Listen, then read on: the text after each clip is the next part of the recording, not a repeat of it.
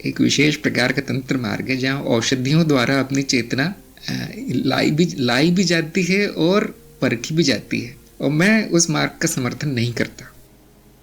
तो एक आम व्यक्ति जिसको ज्ञान हो गया है, जो साक्षी भाव में स्थित है, वो यदि मानसिक उसमें कोई दोष आ जाए तो उसकी चेतना चली जाएगी।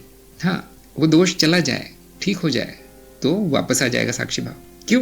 क्योंकि जो साक्षी भाव है चित्तवृत्ति है। ज्ञान में रहना एक प्रकार की चित्तवृत्ति है, लेकिन सबसे श्रेष्ठ चित्तवृत्ति यही है जो सभी वृत्तियों का नाश करती है। तो नशीले पदार्थों से क्या होता है कि स्नायु तंत्र कार्य करना बंद करता है, दोष आता है उसमें। अब यहाँ पे ये उम्मीद रखना कि वो ज्ञान याद रहेगा उसको, या वो संपूर्ण होश में रहेगा, चेतना में रहेगा, वो ठीक नहीं है। वो उसकी परीक्षा नहीं है उसके ज्ञान की।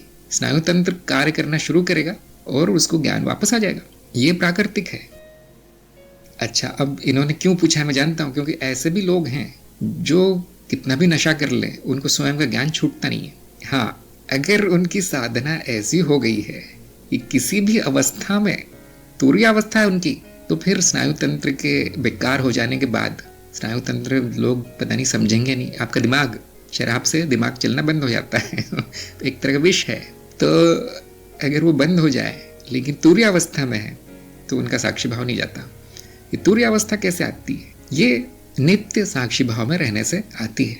जिनकी साधना बड़ी पक्की है कि जागृति, स्वप्न, सूक्ष्म, निद्रा सब में उनकी चेतना कायम है, बनी है, तो उनको छोटे मोटे शराब से कुछ नहीं होगा, उनको मृत्यु से भी कुछ नहीं होगा। देखिए, तो ऐसे लोग कहाँ मिलेंगे? बहुत कम है, ढूंढने से भी नहीं मिलेंगे। और जो होगा इस प्रकार का, वो इसका प्रदर्शन नहीं करेगा कभी। जैसे कि मैंने कहा कि एक विशेष तंत्र मार्ग है, वहाँ के साधु संत इसी कार्य में लगे हैं और वो जांच करते रहते हैं कि मैं कहाँ तक पहुँचा। इस शरीर को पूरी तरह मार दूँ तो भी अगर मैं बचा हूँ तो मेरी साधना अच्छी है, ऐसा वो कहते हैं। वो उनका मार्ग है। हमारा मार्ग क्या है? सभी अवस्थाओं में साक्षी भाव में रहने का प्रयास। अगर वो विफल होता है किसी विष के कारण, किसी रोग के कारण, तो कोई बहुत बड़ी बात नहीं है। मैं कहीं नहीं जाता, मैं उस विफलता का भी दृष्टा हूँ। वो जो स्मृति का क्षय हो गया आप याद भूल जाते हैं, बस इतना ही होगा, शराब पीने से भूल जाते हैं थोड़ा बहुत, तो कोई बहुत बड़ी बात नहीं। नींद में तो ऐसा होता ही है रोज।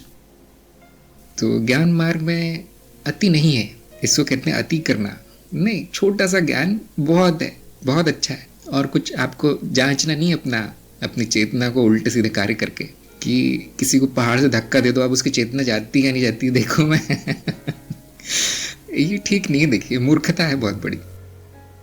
उसके घर में किसी की मृत्यु हो गई, अब वो रो रहा है, अरे तुम्हारे तो साक्षी भाव नहीं है। अरे वो इंसान है, साक्षी भाव से क्या इंसानियत मर जाती है? नहीं, वो तो और संवेदनशील हो जाएगा, उसको तो और रोना आएगा। बाकी जो मगरमच्छ के आंसू बहा रहे हैं उससे अच्छा उसका रोना है। तो ज्ञान मार्ग में देखिए पूरी तरह अलग विचारधारा है, यहाँ पर अलग दृष्टिकोण है। यहाँ मनुष्य को भी स्वीकार किया गया है, उसकी कमियों को स्वीकार किया गया है। क्यों? मैं मनुष्य नहीं हूँ, मुझ में कमियां नहीं। प्रकृति को, देवी को स्वीकार किया गया है यहाँ पर। उसने ऐसा बनाया है इस जीव को, ऐसा चल रहा है, बिल्कुल ठीक है। उसको जहर दे दो, साक्षी भाव चला जाता है, बिल्कुल ठीक है, ऐसा ही होना चाहिए।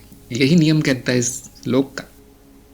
हाँ, कुछ मार्गों में वो अति करते हैं, जो हमारा मार्ग नहीं है। मैं ये नहीं कहता कि उनको नहीं करना चाहिए, उनको वही करना चाहिए जो उनके गुरु ने सिखाया है।